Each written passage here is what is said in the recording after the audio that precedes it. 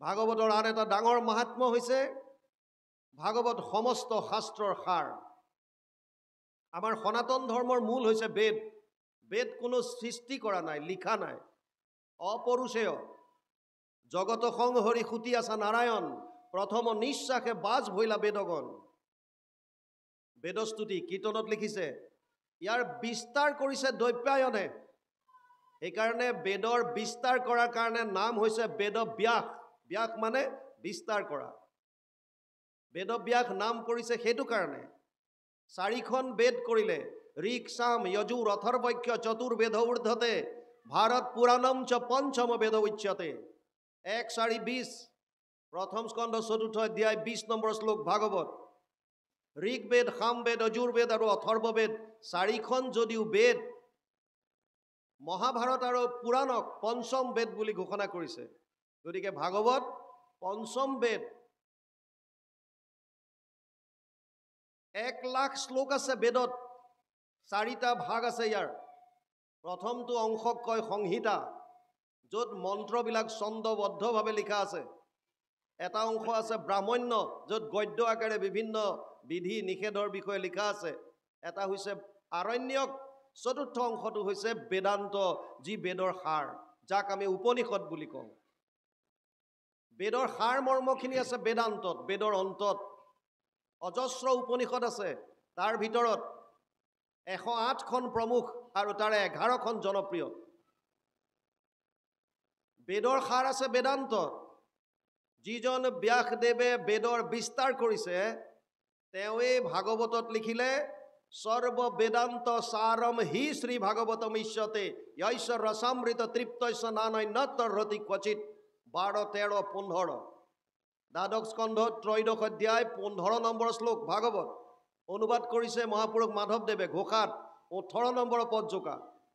সমস্ত বেদান্ত সাৰ মহাভাগৱত শাস্ত্ৰ, ইহাৰ অমৃত ৰস পায়, পৰম সন্তোষে পান কৰিলে যিজনে তাৰ অন্যত্ৰ ৰসত ৰতি নাই। তাৰমানে বেদ বেদান্তৰ সাৰ হৈছে ভাগৱত। আমাৰ 2খন মহাকাব্য আছে, ৰামায়ণ মহাভাৰত, আন এখন হৈছে গীতা। গীতা মহাভাৰতৰ ভিতৰৰ বস্তু। ভীষ্ম পৰ্বৰ 25 অধ্যায়ৰ পৰা 42 অধ্যায়লৈ 18টা অধ্যায় 700 শ্লোকৰ এই অংশটো সুকীয়াকৈ উলিয়াই আনিছে আৰু নাম দিছে শ্ৰীমদ ভগৱত গীতা। ভাগৱত যদি অধ্যয়ন কৰে, ভাগৱতত ৰামায়ণৰ কথাও পাব, 9ম স্কন্ধ ৰাজবংশাৱলী। মহাভাৰতৰ কথাও পাব, 1ম স্কন্ধৰ পৰা আৰম্ভ হৈছে।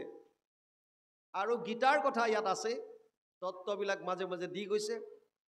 গতিকে বেদ বেদান্ত ৰামায়ণ মহাভাৰত গীতা, এই সমস্ত শাস্ত্ৰৰ সাৰ ভাগৱতৰ মাজত বিলীন হৈ আছে। ভাগৱতক ভগৱান কৃষ্ণৰ বাংময় মূৰ্তি বুলি কোৱা হয়।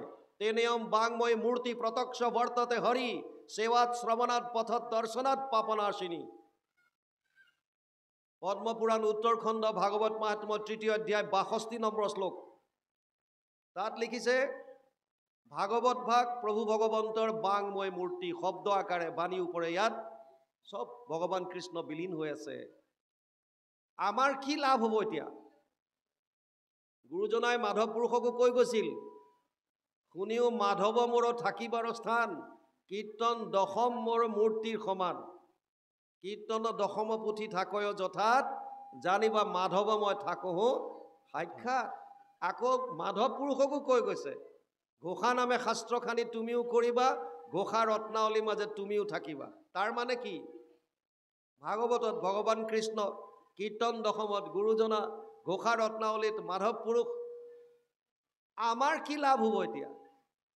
আমি যদি থপনাত থাপন কৰি চাকি বন্তি জ্বলাই যদি ধূপ ধুনাই দি থাকোঁ, তাৰ পৰা লাভ হ'বনে নাই? আমাক অধ্যয়ন কৰিবলৈ দিছে। সেইকাৰণে তেওঁলোকে বহু কষ্ট অহোপুৰুষাৰ্থ কৰি আমি বুজিব পৰাকৈ সহজ সৰল ভাষাৰে অনুবাদ কৰি থৈ গৈছে। বিভিন্ন শাস্ত্ৰ মন্থন কৰি তেওঁলোকে নিজত একোখন শাস্ত্ৰত লিখি থৈ গৈছে। যিখিনি অনুবাদ কৰিব লাগে অনুবাদ কৰিছে, যিখিনিত বিভিন্ন শাস্ত্ৰ আনি পেলাই সাৰখিনি দিব লাগে তেনেকৈ দিছে। উদ্দেশ্য এটাই, ভকতসকলে শ্ৰৱণ কৰক, কীৰ্তন কৰক, মথন কৰক, কি লাভ হ'ব তেতিয়া? কৃষ্ণময় শব্দ যেনিবা আছে, আমাৰ লাভ কি? আপোনাক যেতিয়া কোনোবাই কেতিয়াবা কয়, বাপজনা আজি বৰ ধুনীয়া লাগিছে আপোনাক, মনটো কেনেকুৱা লাগে? আইগৰাকী কাপোৰযোৰ কিন্তু বৰ ধুনীয়া কিনিলে দেই, ফূৰ্তি লাগি আহিল। আৰু যদি বেয়াকে কয় তেতিয়া দুখ লাগে। সাধাৰণ গ্ৰাম্য কথাইও আমাক প্ৰভাৱিত কৰে। তাৰ মানে এই শব্দবিলাক কৰ্ণপথে ভিতৰলৈ যোৱাৰ পাছত এটা ৰসায়নৰ সৃষ্টি হয়। যদি আমাৰ অনুকূল হয়, আমি বিচৰা ধৰণে যদি হয়, তেতিয়া আমাৰ ভাল লাগে। আৰু যদি আমি বিচৰা ধৰণৰ নহয়, তেতিয়া আমাৰ বেয়া লাগে বা ক্ৰোধ উঠে। যদি সাধাৰণ গ্ৰাম্য কথাই কৰ্ণপথে ভিতৰত গৈ আমাৰ ওপৰত ক্ৰিয়া কৰিব পাৰে, আমাক প্ৰভাৱিত কৰিব পাৰে, তেতিয়াহ'লে কৃষ্ণময় শব্দবিলাকে কিয় নোৱাৰিব? ভাগৱতৰ শব্দ যেতিয়া কৰ্ণপথে ভিতৰত যাব, কি হয়? মহাপুৰুষ মাধৱদেৱে ঘোষাত লিখি থৈ গৈছে, কৰ্ণপথে ভকতৰ হিয়াত প্ৰৱেশী হৰি, দুৰ্বাসনা হৰে সমস্তই, জলৰ যতেক মল যেহেন শৰৎকালে, স্বভাৱতে নিৰ্মল কৰয়। আমি শ্ৰৱণ কৰিব লাগিব। কেনেকৈ? শ্ৰদ্ধা সহকাৰে। যদি শ্ৰদ্ধা সহকাৰে শ্ৰৱণ কৰে, বিশ্বাসৰ দ্বাৰা যদি শ্ৰৱণ কৰে, তেতিয়াহ'লে আমাৰ ভিতৰত থকা মলিবিলাক দূৰ কৰি আমাৰ ভাৱবিলাক শুদ্ধ কৰিব। সেইকাৰণেই ব্যাসদেৱে লিখি থৈ গৈছিল, এতদস্মাৎ পৰম কিঞ্চিত মনশুদ্ধেনা বিদ্যতে। ইয়াতকে শ্ৰেষ্ঠ গ্ৰন্থ ভাৱ শুদ্ধিকৰণৰ কাৰণে আন একো নাই। কিন্তু জন্মান্তৰে ভৱেত পুণ্যম তদা ভাগৱতম লভেত। বহুত জন্মৰ পুণ্যৰ ফল হ'লেহে ভাগৱত শ্ৰৱণ কৰিবলৈ পায়। আমি পুণ্যৱান, ভাগ্যৱান, সেইকাৰণে ভাগৱত শুনিবলৈ পাইছোঁ। যি কি নহওক, ভাগৱতৰ মাহাত্ম্যৰ কথা থুলমূলকৈ আপোনালোকক কিছু ক'লো। আমি এটা মূল ভাগৱতত সোমাওঁ। মূল ভাগৱত সংস্কৃতত আছে, 12টা স্কন্ধ, 335টা অধ্যায়, 18,000 শ্লোক, 5,96,000 শব্দ, 10টা লক্ষণ। অত্ৰ স্বৰ্গ বিসৰ্গস স্থানম পোষণম উতয়, মনন্তৰ এষ অনুকথা নিৰোধ মুক্তি আশ্ৰয়। ভাগৱতত 10টা লক্ষণৰ কথা কৈছে। 3য় স্কন্ধৰ পৰা লক্ষণসমূহ আৰম্ভ হৈছে। আমাৰ উদ্বোধক ডাঙৰীয়াই কৈছিল, প্ৰথম আৰু 2য় স্কন্ধ জাষ্ট উদ্বোধন, পাতনি হিচাপে। 3য়ৰ পৰা আৰম্ভ হৈছে মূল বস্তু। 3য়ত আছে সৰ্গ। সৰ্গ মানে সৃষ্টি, আদি সৃষ্টি। প্ৰলয়ৰ পাছত প্ৰভু ভগৱন্তই এই যে আমাৰ কোটি কোটি ব্ৰহ্মাণ্ড, যিবিলাক আমাৰ দৃষ্টিগোচৰ হৈছে বা যিখিনি আমাৰ অগোচৰ হৈও আছে, কেনেকৈ সৃজন কৰিলে তাৰ বিষয়ে জানিবলৈ 3য় স্কন্ধ সৰ্গ লক্ষণ নাম দি বৰ্ণনা কৰিছে। 4ৰ্থ স্কন্ধ বিসৰ্গ।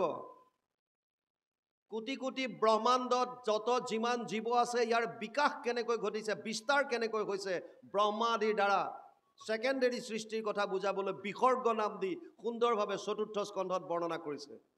5ম স্কন্ধ লক্ষণ হৈছে স্থান, ভূগোল আৰু খগোল। খগোল মানে গ্ৰহ নক্ষত্ৰৰ বিষয়ে যদি জানিবলৈ ইচ্ছা যায়, 5ম স্কন্ধ অধ্যয়ন কৰিব লাগিব। 6ষ্ঠ স্কন্ধ লক্ষণ হৈছে পোষণ। প্ৰভু ভগৱন্তই জীৱবিলাকক কেনেকৈ পোষণ কৰে তাৰ বিষয়ে জানিবলৈ অজামিল উপাখ্যান, বৃত্তাসুৰ বধ, চিত্ৰকেতু উপাখ্যান, বিভিন্ন আখ্যান উপাখ্যানৰ দ্বাৰা বৰ্ণনা কৰিছে। 7ম স্কন্ধ লক্ষণ হৈছে উতি। উতি মানে বাসনা। আমাৰ 3 ধৰণৰ বাসনা আছে, দৈবিক বাসনা, আসুৰিক বাসনা আৰু মানৱীয় বাসনা। মহন্তৰ কৃপাত, ভকতৰ আশীৰ্বাদত দৈবিক বাসনাৰ উৎপত্তি হয়। তাৰ কথা বুজাবৰ কাৰণে প্ৰহ্লাদৰ চৰিত্ৰ আনিছে। মহন্তৰ কোপত, ভকতৰ কোপত আসুৰিক বাসনাৰ সৃষ্টি হয়। এই কথাষাৰ বুজাবৰ কাৰণে হিৰণ্যকশিপু আৰু হিৰণ্যক্ষৰ কাহিনী আনিছে। মানৱীয় বাসনাৰ বিষয়ে বুজাবলৈ বৰ্ণাশ্ৰম ধৰ্মৰ কথা যদিও সংস্কৃত ভাগৱতত বৰ্ণনা কৰিছে, ইয়াৰ অনুবাদ অসমীয়া ভাগৱতলৈ অনা নাই। কাৰণ ভক্তি মাৰ্গত বৰ্ণাশ্ৰম ধৰ্মৰ প্ৰয়োজন নাই। মহাপুৰুষ মাধৱদেৱে কৈছে, নহো জানা আমি 4 জাতি, 4ও আশ্ৰমী নহো আতি। আমি কোন তেতিয়াহ'লে? দাসৰো দাস, টানত দাসো ভৰিলোঁ আমি। আমাৰ এটাই জাতি, আমি হৈছোঁ দাস, আৰু তুমি আমাৰ স্বামী। সেইকাৰণে ভকতৰ মাজত কেতিয়াও উচ্চ নীচ, জাতিভেদ, ধনী দুখীয়া এইবিলাক ভেদ থাকিব নালাগে। আমি সকলো এক, আমাৰ স্বামী এজন, আমি তেওঁৰে দাস, গতিকে আমাৰ মাজত কি ভেদ? অষ্টম স্কন্ধ লক্ষণ হৈছে মনন্তৰ। মনু আৰু মনুপুত্ৰসকলৰ বিষয়ে জানিবলৈ যদি ইচ্ছা কৰে অষ্টম স্কন্ধ অধ্যয়ন কৰিব। নৱম স্কন্ধ ঈশানু, সূৰ্যবংশ চন্দ্ৰবংশৰ ৰজা মহাৰাজাবিলাকৰ বিষয়ে জানিবৰ কাৰণে নৱম স্কন্ধ আপোনালোকে অধ্যয়ন কৰিব লাগিব। দশম স্কন্ধ সংস্কৃত ভাগৱতৰ 335টা অধ্যায়ৰ 90টা অধ্যায় আছে দশমত। আটাইতকৈ ডাঙৰ নিৰোধ। প্ৰলয়ৰ সময়ত সমস্ত জগত, সমস্ত জীৱৰাশি প্ৰভু ভগৱন্তৰ উদৰত অৱৰুদ্ধ হৈ থাকে। দশম স্কন্ধত প্ৰভু ভগৱানৰ দ্বাপৰত কৃষ্ণৰূপে অৱতাৰৰ পৰা বিভিন্ন লীলা বৰ্ণনা হৈছে। ইয়াক 3টা ভাগত ভাগ কৰিছে: আদি চোৱা, মধ্য চোৱা, শেষ চোৱা। একাদশ লক্ষণ হৈছে মুক্তি। জীৱক মুক্তি কিয় লাগে, কেনেকৈ পাব, তাৰ বিষয়ে সুন্দৰভাৱে বৰ্ণনা আছে একাদশ স্কন্ধত। নিমি নৱসিদ্ধ সংবাদ, কৃষ্ণ উদ্ধৱ সংবাদ, বৰ সুন্দৰ সুন্দৰ আখ্যানৰ দ্বাৰা তাত বুজাইছে। আৰু দ্বাদশ স্কন্ধ লক্ষণ হৈছে আশ্ৰয়। আশ্ৰয় মানে শৰণ। ভাগৱতত যদিও 10টা লক্ষণ বৰ্ণনা কৰিছে, মূল লক্ষ্য হৈছে এটা, সেইটো হৈছে আশ্ৰয়। শৰণ ক'ত ল'ব? আৰু এই দশম লক্ষণটো শুদ্ধ ৰূপত বৰ্ণনা কৰিবৰ কাৰণেই বাকী 9টা লক্ষণ বৰ্ণনা কৰিছে। দশমৰ্থ বিশুদ্ধ্যাৰ্থম নবানিমিহ লক্ষণম বৰ্ণয়ন্তি মহাত্মান শ্ৰুতেন অৰ্থেন চাঞ্জসা। 2:10-2 দ্বিতীয় স্কন্ধ দশম অধ্যায় 2 নম্বৰ শ্লোক ভাগৱত। ভাগৱত আগবাঢ়িছে, আৰম্ভ হৈছে নৈমিষাৰণ্যত। 28,000 ঋষিমুনি, যি 1000 বছৰ তপস্যা যজ্ঞ কৰিছিল। উদ্দেশ্য আছিল কলিযুগৰ মানুহে কেনেকৈ কল্যাণ সাধন কৰিব পাৰে। যজ্ঞ কৰোঁতে কৰোঁতে শৰীৰ ধোঁৱা বৰণীয়া হৈ গ'ল, তথাপিও তাৰ পৰা একো ফল নাপালে। সেইকাৰণে সুতমুনিক ব্যাখ্যাৰ আসনত বহুৱাই প্ৰশ্ন আগবঢ়াই দিছে, আৰু প্ৰশ্নৰ উত্তৰ হিচাপে আমি ভাগৱত গ্ৰন্থভাগ পাইছোঁ। শৌনকৰ মূল প্ৰশ্ন, তত্ৰ তত্ৰ অঞ্জসা আয়ুষ্মান ভৱতা য়ত বিনিশ্চিতম পুংসাম একান্তত শ্ৰেয় তৎ না সংশিতুম অৰ্হসি।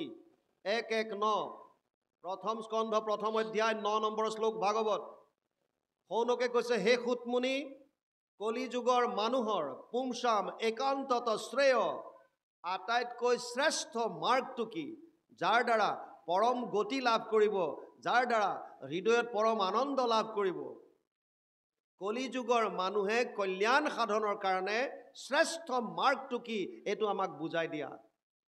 কিন্তু শৌনকে প্ৰথমতে এটা খালি সাৱধান বাণী শুনাই দিছে, হে সুতমুনি, উত্তৰ যিটো দিবা তাৰ আগত মোৰ কিছুমান কথা শুনি লোৱা। তুমি কিয় শুনাইছে? যদি সুতমুনিয়ে কৈ দিয়ে যাৰ কল্যাণ সাধনৰ কাৰণে ইচ্ছা আছে তেওঁলোকে কলিযুগত 1000 বছৰ তপস্যা কৰক, কলিৰ মানুহে 1000 বছৰ তপস্যা কৰিব পাৰিবনে নাই? নোৱাৰে। কাৰণ প্ৰায়েনা অল্পায়ুষ সভ্য কলৌ অস্মিন যুগে জনা মন্দ সুমন্দ মতয়ো মন্দ্য ভাগ্য হি উপদ্ৰতা। 1:10 প্ৰথম স্কন্ধ প্ৰথম অধ্যায় 10 নম্বৰ শ্লোকত শৌনকে কৈছে, হে সুতমুনি, কলিযুগৰ মানুহৰ আয়ুস একেবাৰে কম। কম আয়ুসৰ ভিতৰত তাতে আকৌ বুদ্ধিহীন, ভাগ্যহীন 8টা বস্তু কলিযুগৰ মানুহত হ্ৰাস পাব। ততচ্চ অনুদিনম ধৰ্মম সত্যম শৌচম ক্ষমা দয়া কলেন বলেন ৰাজন নংসতি আয়ু বলম স্মৃতি। ধৰ্ম, সত্য, শৌচ, ক্ষমা, দয়া, আয়ুস, বল, স্মৃতি, 8টা বস্তু কলিযুগৰ মানুহৰ হ্ৰাস পাব। শৌনকে কৈছে, হে সুতমুনি, কম আয়ুস, স্মৃতিশক্তি কম, বুদ্ধিহীন, ভাগ্যহীন এই কলিযুগৰ মানুহৰ কাৰণে একেবাৰে সহজ আৰু সুগম যদি কিবা উপায় আছে তেতিয়াহ'লে কোৱা। লগতে কৈছে, তুমি এনেকৈ নাভাবিবা যে আমি একেবাৰে একো নপঢ়া নুশুনা আৰু এনেই আহিছোঁ। 28 সহস্ৰ ঋষি বেদত প্ৰধান, চব বেদজ্ঞ। সেইকাৰণে কৈছে আমি শাস্ত্ৰ পঢ়িছোঁ, অগণন শাস্ত্ৰ আছে, আৰু বিভিন্ন শাস্ত্ৰত বিভিন্ন মত দিছে। আমাৰ সমস্যা তাত হৈছে। ক'ৰবাত যদি কৈছে যাগ যজ্ঞ পূজা পাতলৰ দ্বাৰা পৰমানন্দ পাবা, ক'ৰবাত কৈছে নহয় জপ তপ তীৰ্থ কৰা, ক'ৰবাত কৈছে ধ্যান ধাৰণা সমাধি কৰা, ক'ৰবাত কৈছে দান দক্ষিণা দিয়া। আমি কৰিম কোনটো?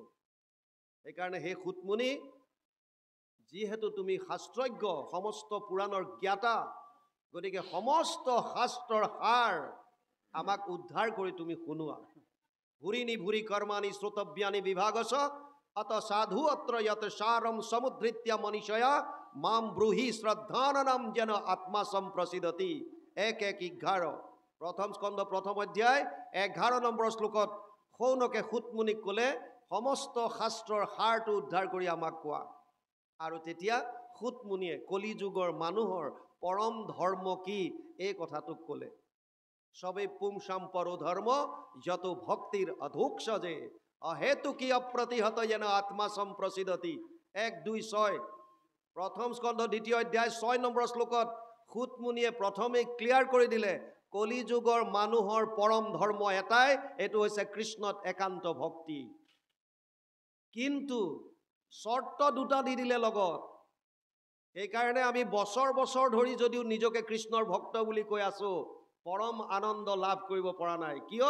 এই শৰ্ত দুটা আমাৰ কাৰণে অতি মাৰাত্মক হৈ গ'ল। কি দুটা শৰ্ত?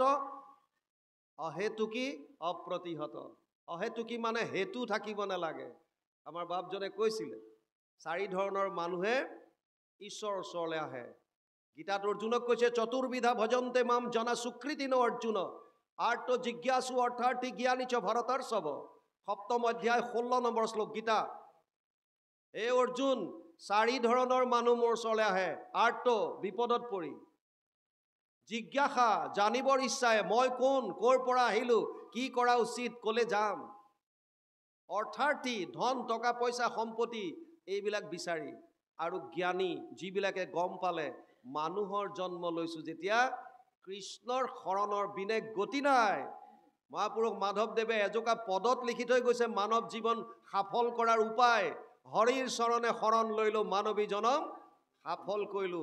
আৰু গুৰুজনাই কীৰ্তনত বেদস্তুতিত লিখিছে মনুষ্য শৰীৰ পায় যিটো নৰগণ নকৰে তোমাৰ যদি শ্ৰৱণ কীৰ্তন বিফলে জনম গৈলা ভৈলা সৰ্বনাশ জীৱন্ততে মৰা সিটো ভাতিৰ নিশ্বাস। গতিকে এইটো অহেতুকিটোত আমি থাকিব পৰা নাই। আমাৰ হেতু আছে, সকাম ভাৱ লৈ আহিছো, বিভিন্ন ধৰণৰ ইচ্ছা মনত। যিদিনাই আমি নিষ্কামভাৱে প্ৰভুৰ ওচৰ চাপিব পাৰিম তেতিয়াৰ পৰাই আপোনালোকে হৃদয়ত পৰম আনন্দ লাভ কৰিব পাৰিব। দ্বিতীয়টো কৈছে অপ্ৰতিহত। অপ্ৰতিহত মানে নিৰন্তৰ। আমি অধ্যায়ৰ শেষত গাওঁ নিৰন্তৰে ডাকি বোলা হৰি হৰি, নিৰন্তৰে ডাকি বোলা ৰাম ৰাম। নিৰন্তৰ মানে অন্তৰবিহীন।